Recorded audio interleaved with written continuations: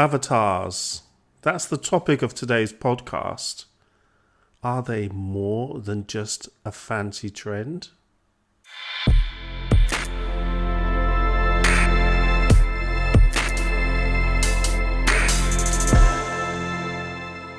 Hi everyone, Aria also here in the Just Add Social studio. Welcome to the Just Add Social podcast. I am pleased to hand over to our social media expert Clive Roach, who is the host for this episode. Over to you, Clive. Thank you for that introduction once again, Aria. So we're talking avatars today, and we're going to be looking at why are avatars more than just a trend. We're going to look at some business cases why you might want to start looking at adopting a avatar strategy. And then we're going to look at some free avatar creation tools that you might want to look at to get started. And then we're going to just have a look at some of the key takeaways. So before we start with chapter 1, let's have a look at what the social savvy scale is for today. So, Aria, please tell us what level we're at there. This is level 6 on the Savvy Social Scale 1 to 10. Thank you. Yes, level 6. So really to look at how you can incorporate an avatar strategy into your overall marketing or digital strategy. I think it's good if you're above the basic level of social media marketing competency. So I would say, if you're really competent with advanced handling of routine social media marketing skills and tasks, I think you'd be perfectly placed to be able to incorporate an avatar tactical plan into your strategy. Thank you very much. Okay, so let's get started, Aria. So let's look at the first chapter of this podcast, and we're going to be looking at just the basic topic of avatars and are they more than a trend. I think one of the things that we are seeing a lot, I think online, is that avatars are rapidly becoming a valuable tool, not only in marketing, but also in workplace communication, training and so forth. And we're going to touch on that a little bit more later.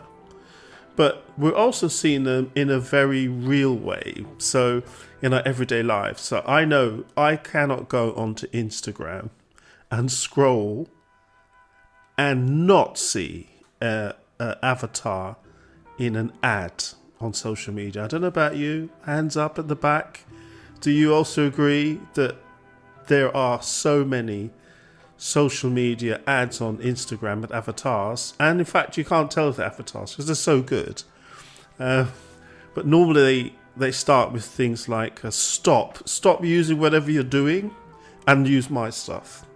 And sometimes I want to stop and challenge them, but then I don't have the time for that.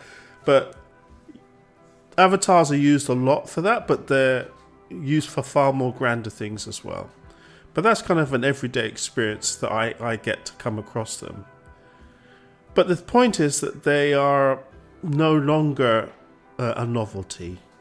And they will and they are taking a big part in what our future of work will look like in one way or another. And in fact, my journey with Avatar started a couple of years back, actually, when I created a basic avatar for Zoom and Microsoft Teams. I remember the announcement that they're going to have avatars in Teams, and my company at the time used them a lot. And I was so excited, and one of my colleagues, even more digital savvy than me, within seconds had uploaded the latest Microsoft Teams update and had it in an official meeting, and we was all looking and thinking, what's going on?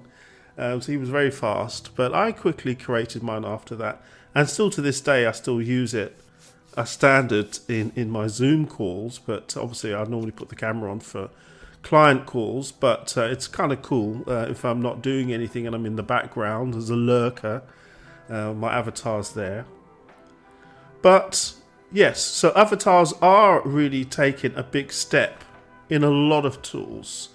And some of the things that I've seen them in and I'm kind of experiencing them in labs of one particular company, HeyGen, and I think that they're doing pretty good stuff with avatars. And they are experimenting with features that you can actually use today. So, for example, AR-generated video podcasts featuring 2 lifelike avatars created from a single PDF or YouTube link. I think, wow, that's really cool. Another one that I saw was conversational avatars, and people are actually using this. I talked to an entrepreneur who was using this, where the avatars actually pass on the customer down the line, and you're not realizing you're going from one avatar to another. It feels like you're talking to a real person, and they're very good. And I tried out one of these interactive avatars, and wow, it's a fantastic experience. I really loved it. The only problem with these avatars is that they still remain relatively still, but I think we're going to see the future. We're going to see them actually, getting up and moving around. But for now, it was mind blowing just having it operating there right in front of me. But also, I think another example is URL to video technology. In this particular case, you're transforming static web pages into engaging avatar-led video. And I think that's amazing. So you can experiment with these now, today, and have a look at how you can do it. And that's just 3 use cases of what you can do. So think of avatars as far more than just chatbot alternatives with a visual face. You can actually do some of these fantastic things to save time and resources. And I think it's rather fun to jump on board with this technology at this early stage and to give it a go. I like that. Yeah, so you like that, do you, Aria? Yeah, it's really cool. I think we should work together on an avatar one day. But I think we need to do that as a project. Maybe do a twin podcast. Put one of these podcasts into that tool, so you could see us both as avatars. We've got to do something like that. So remind me when we have some spare time. We'll do that. Splendid. Okay, so now let's go and look at some business cases. Why would you use avatars? So I'm going to look at 5 business cases, and I'm sure that you'll find at least one of these useful. So for me personally, I mainly use avatars in marketing and content creation. It is the main reason why I do that out of the 5 business cases. That's the first one I'll look at. And I'm often suggesting their use in one way or another, maybe a small way to start with, to my clients. And that's why I actually like experimenting with them. I've got to understand them to be able to recommend them to somebody, of course. The conversational avatars are available now, as I've kind of talked before, and provide a more human-like experience. And the last use case that I'll mention here in this list is about virtual events.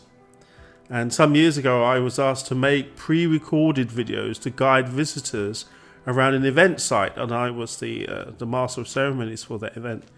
So they thought, well, a familiar face should be there when they enter this site, and had a lot of options that they could view 24/7 online. And so looking back, if we had this technology then, I would have created my avatar and then had that avatar maybe also as an interactive one in those other areas, and then they'd see me as the master ceremony for the main event. So there's just a very simple example where instead of hours doing the videos in the reception area of my workplace there, we could have done these avatars, maybe done 2 minutes of the raw material that created the avatar, and then it's done then after that. But let's start with the first business use case, marketing and content creation. As I said, that's the one I use. And here you can use avatars to deliver product demos. That's a fantastic one, right? Explainer videos are so cool with avatars because you've probably got the script already, the pitch or the explanation of how you use those tools. And then you can easily feed that into the avatar. Most of them have some really great choices of language. You can even have a kind of a theme. I often like using some of these more exotic voices. Make a little bit of a theme, right? So you don't have to just use the boring or standard English voice.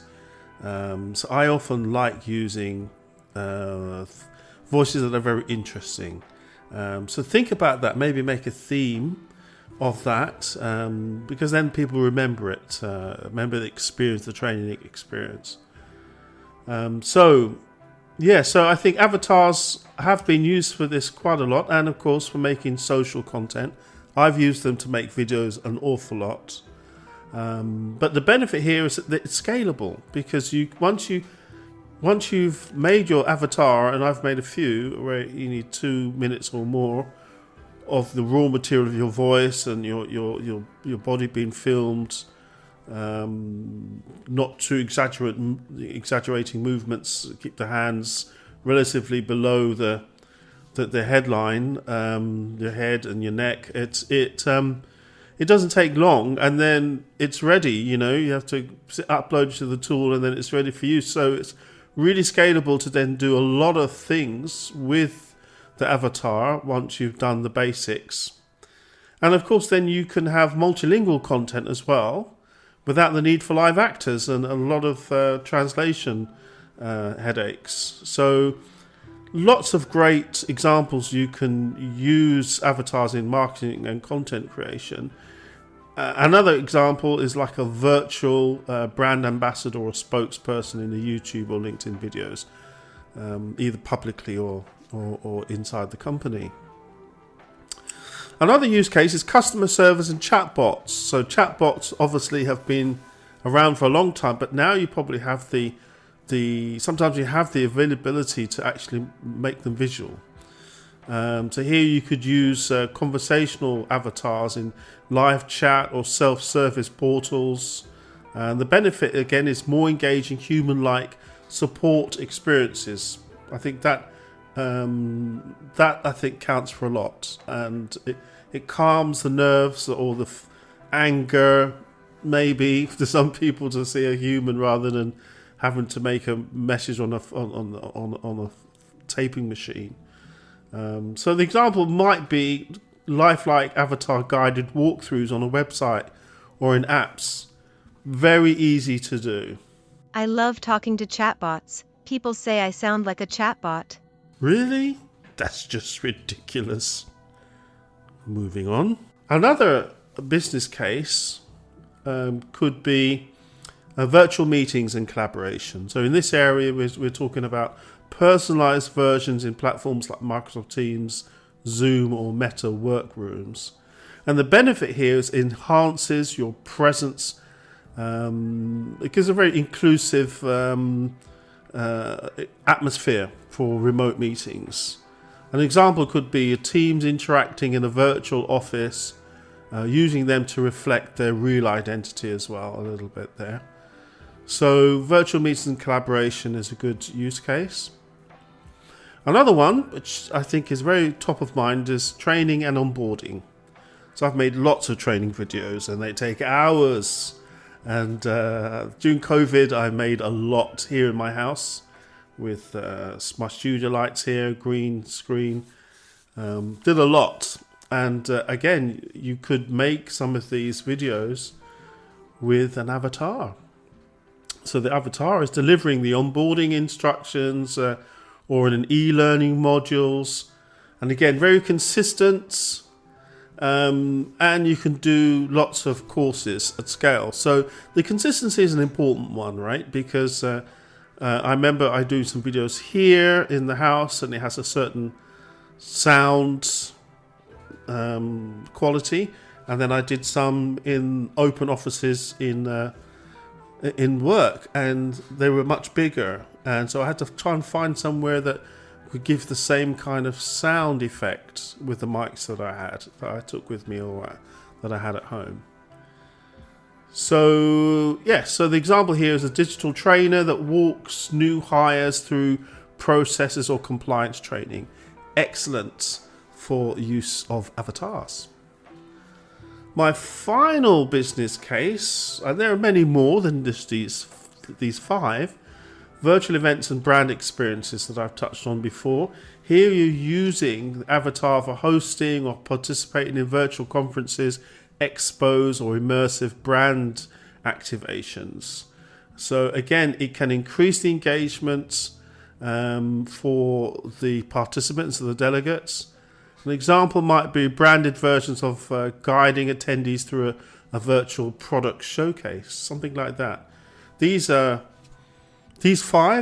are not exclusive, but these 5 are really high level but quite common business cases. So think through and make your return on investment. Make the cost of setting up an avatar, getting the appropriate number of minutes that you can buy from the app to make all the videos you need, and then compare that to all the time needed to set up with live actors that either work for your company or that you have to get externally.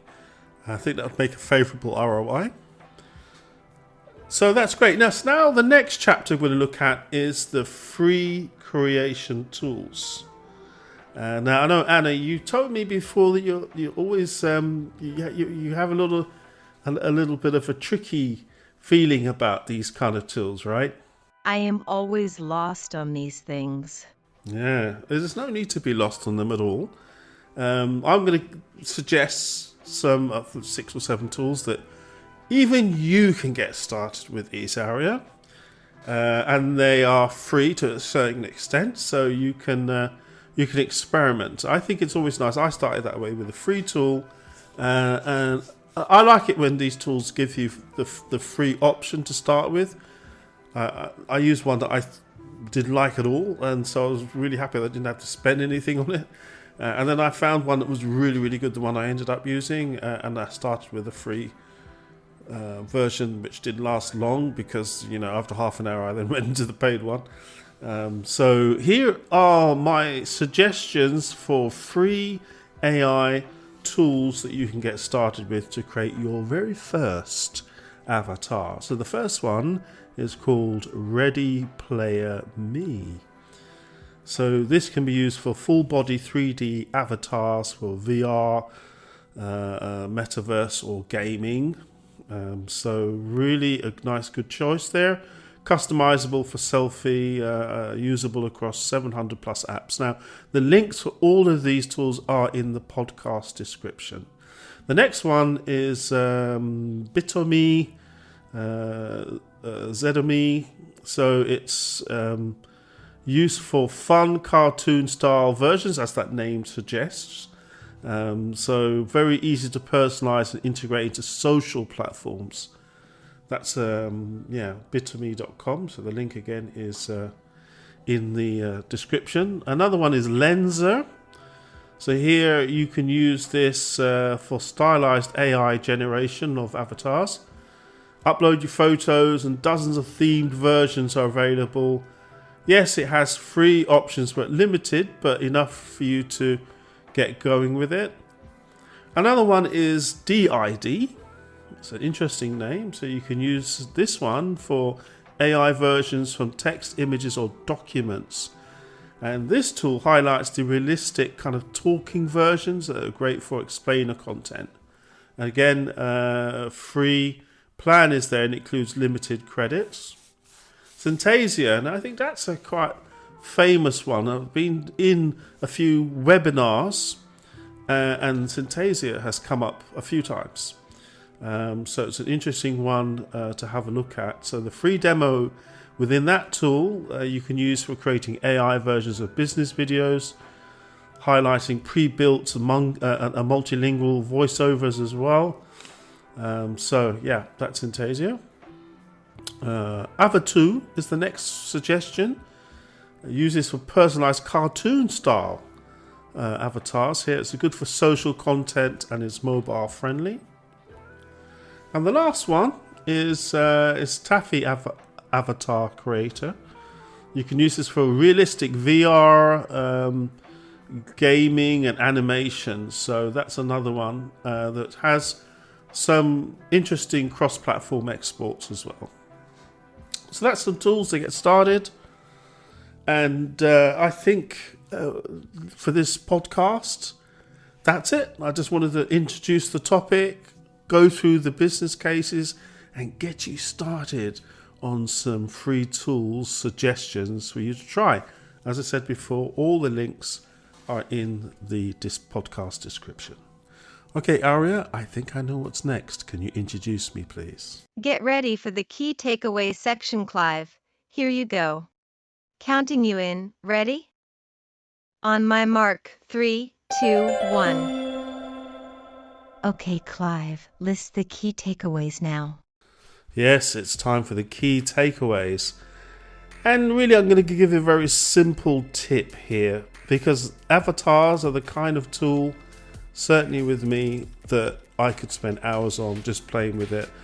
But I think we have to be time conscious and look for a good business case or reason for wanting to go down this route, because you do have to do some experimentation.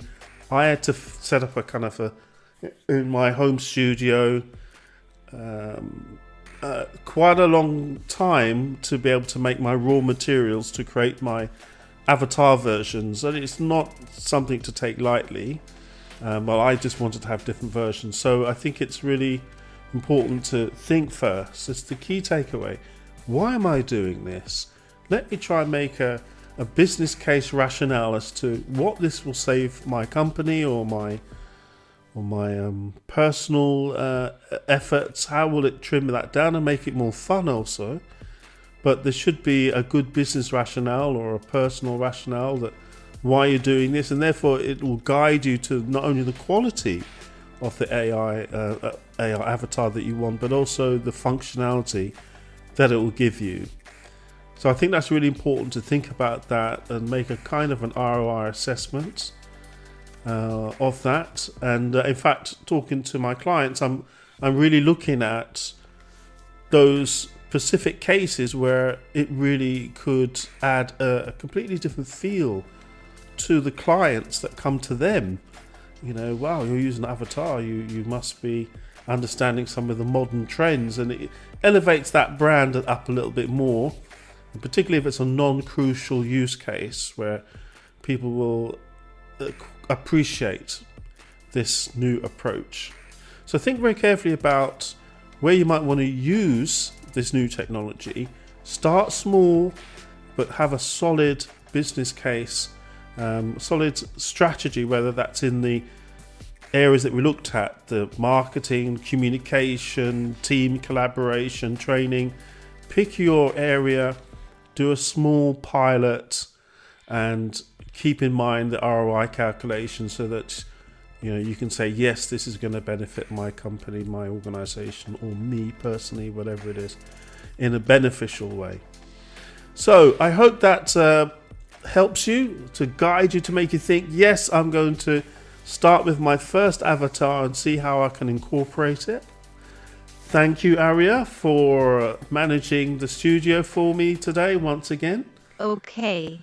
Thank you. And we shall see you next time with another podcast. So it's goodbye from me and goodbye from Aria. Goodbye from me too. Thank you. I'll see you next time. Thank you. Bye-bye.